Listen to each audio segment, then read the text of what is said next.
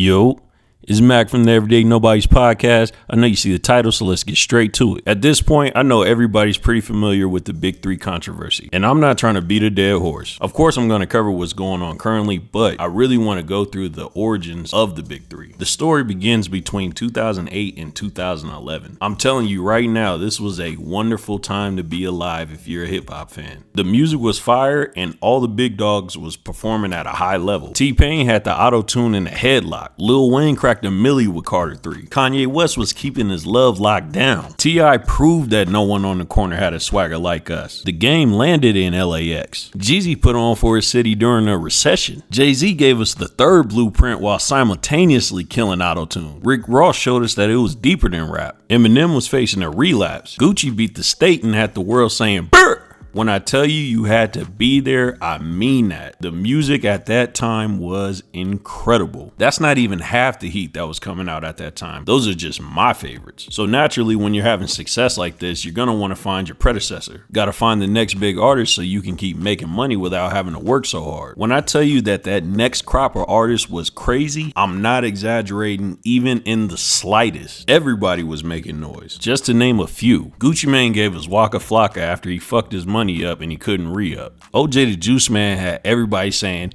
"Okay, Young Jeezy brought us the Rabbit, Freddie Gibbs. Rick Ross gave us the Dream Chaser, Meek Mill. And he gave us Wale in a closet full of phone posits. Eminem gave us Yellow Wolf and he just wanted to party. Lil Wayne came with the trifecta. You got Tyga serving it up well done. You got the Queen Nicki Minaj. And you got Mr. Do Right and Kill Everything, Drizzy Drake Rogers, Aubrey Graham, the first addition to the Big Three. Kanye gave us Big Sean and He Don't Fuck With You. Jay-Z went out to the jungle and found young Simba, and that boy shined under them Friday night lights. Carolina's finest, Mr. J.Cole. He will be the second addition to the Big Three. Then finally, after leaving the world on a damn near decade cliffhanger, waiting for Detox to drop, Dr. Dre comes out of nowhere with this overly dedicated kid from Compton, Kung Fu Kenny, K-Dot, Kendrick Lamar, who would also be the third addition to the Big Three. And those are just the people that had the cosign. You still got to deal with some of these people who didn't have the big cosign. Like Wiz Khalifa was smoking shit. He had Kush and Orange Juice. That was mixtape of the year. Big Crit got it out the Mississippi mud. Tory Lanez was crooning in Toronto. Kid Ink was all over the radio. I'm saying all this to say this was the type of competition that you had to deal with back then. Wasn't nothing sweet about this new era. Then to make shit worse, you got everybody fighting for only 10 slots on the XXL freshman cover. It may not mean shit to you now, but back then, if you made the XXL freshman cover, that was almost like winning a Grammy for a new artist. That meant that you was really the shit that year. You would get looks from major labels, and a lot of people's career skyrocketed after that. But if you didn't make that list, whoo, a lot of people was pissed. I remember one time Jay Mills called himself disrespecting half the people on the list. They was about to whoop his ass. And if you do want to argue with me, you can argue with me about anything, because I only know 5 niggas out of the 10 niggas on that cover. Yo, what's up with your boy Jay Mills going crazy, son? Man, sucker shit at its finest, dog. Sucker shit at its finest. And the nigga try to like clear it up with like, oh, where's the 5 people that I do respect? You need to say them names, dog. Like, you know what I'm saying? You need to say them names. You need to clear that up, because niggas is upset about that. Like, I'm not personally mad about it, but it's like, if you gonna do that, you gotta go all the way with it, you know what I'm saying? And if you take a look at these covers, you'll see a lot of those people had really successful careers. I'm saying all this to say, if you was crowned king of this generation, you had to fight. All my life I had to fight. I had to fight my daddy. I had to fight my uncles.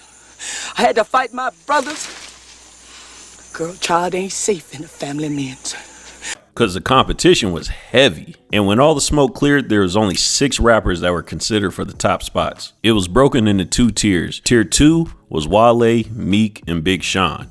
Tier 1 was J.Cole, Drake, and Kendrick. At any given time, any one of them could drop an album, a mixtape, a feature, a song, and everybody would say, oh yeah, this is the king right now. I've seen it 100 times over. Drake would drop a song and they'd be like, oh yeah, he's the king. Cole drops an album, oh yeah, he's the king. Kendrick drops a verse, oh yeah, he's the king. It's just always been like that because they're all top tier lyricists, top tier hip hop artists in general. At that point, that's where they would coin the term the big three in hip hop. Not to be confused with the NBA big three being Chris Bosh, Dwayne Wade, and LeBron James playing for the Miami Heat. And in a lot of cases, they shared the same fan base. Don't get me wrong, they all had their cult following, but a lot of it, because it was super lyrical and it was hip hop and it was the essence of it, a lot of their fans intersected. No matter who you thought was the king, it was a beautiful time for hip hop. Everybody was collabing together. They was making the best project possible. It was beautiful. Drake and J.Cole, they had the Jodeci freestyle. They had In the Morning. Drake and Kendrick had Bury Me Alive and Poetic Justice. They also got on One Train with A$AP Rocky and a bunch of other motherfuckers too. And they got on Fucking Problems with A$AP Rocky and 2 Chainz. Kendrick and Cole had Westside Right on Time. They had The Jig Is Up. Shit, they was even contemplating putting an album together. We heard some of the music. The shit was hard. It was Kumbaya My Lord on all fronts until one fateful day. Kendrick decided to call out everybody by name on Big Sean's Control verse, and that's where all the drama starts. Hey, I appreciate y'all for listening to part 1. Part 2, we're going to get into what the Control verse did to the whole world, and how some friendships never recovered. But while I got you here, tell me what was your favorite album of that time. Like and subscribe. I'm out. Peace.